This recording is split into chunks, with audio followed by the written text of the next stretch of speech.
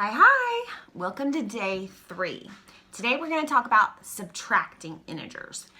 Really subtracting integers, before we begin, here's what you're looking for today. So first day we looked for that from our classroom. Yesterday you were supposed to look for what was switched. What was switched?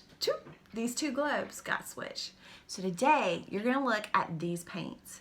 Somewhere in these paints, two colors have been switched. Can you see it? I think it's obvious, but I mean, it's something to do. Okay, so today we're going to talk about subtracting integers. I know it's intimidating, I know it's a little bit scary, but subtracting integers is very simple. It's just like adding integers, but one extra step. And there's a little, I don't know, it's not a rhyme.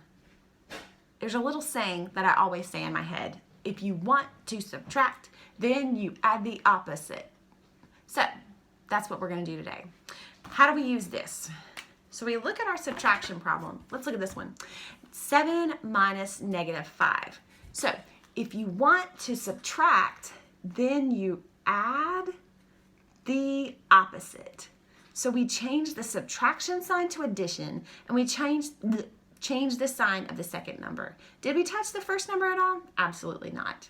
Now, what was a complicated subtraction problem has become addition. So let's look at it. 7 plus 5. That's right. Positive 12 is the answer.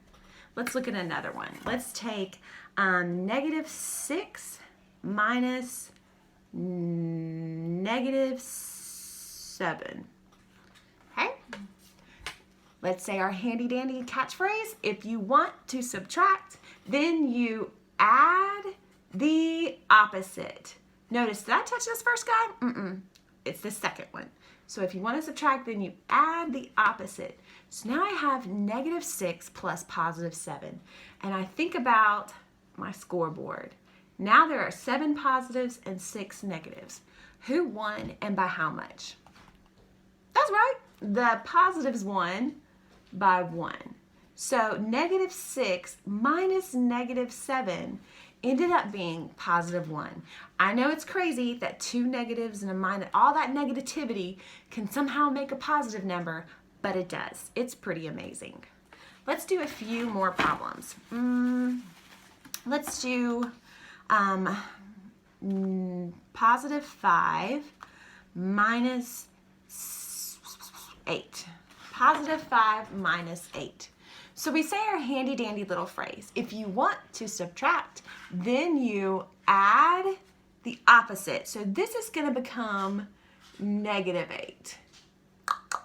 So 5 plus negative 8 is our problem now. 5 plus negative 8, we think about our scoreboard. There are there are 5 positives and 8 negatives. Who won and by how much? That's right. The negatives by 3. So the answer to that question is negative 3.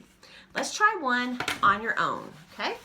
Let's do 10 minus negative 6. 10 minus negative 6. I'll give you a few seconds to see if you can get this. 10 minus negative 6. I need to have like background music that plays like, you are a math genius, you can solve the problem, you are so very smart, you can do it. Okay, let's look at this. 10 minus negative 6. If you want to subtract, then you add the opposite. Add the opposite. It becomes 10 plus 6. We can do that. It's positive 16. Today, I hope you have a great experience in your homework. If you struggle, let me know. There's also another game for you to play today. We are working on becoming fluent. I hope you have a great day, and I'll see you later.